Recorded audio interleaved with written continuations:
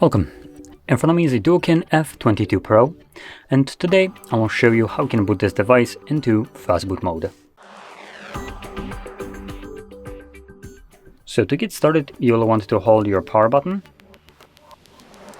and then select power off.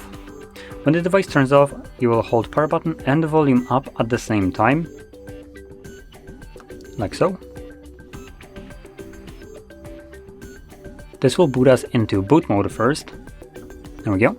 Once you see this mode, you can let go of both of the buttons, and then using only volume up, you want to have this arrow, have it selected middle option. So right now it's at the very top. We have only 3 options. You can kind of see how it scrolls. Once the Fastboot mode in the middle is selected, press volume down. And that's all you need to do.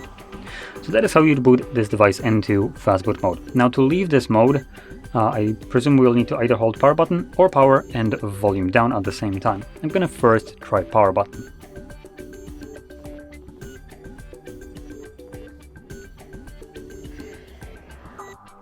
As you can see, it disappears and it automatically boots back up.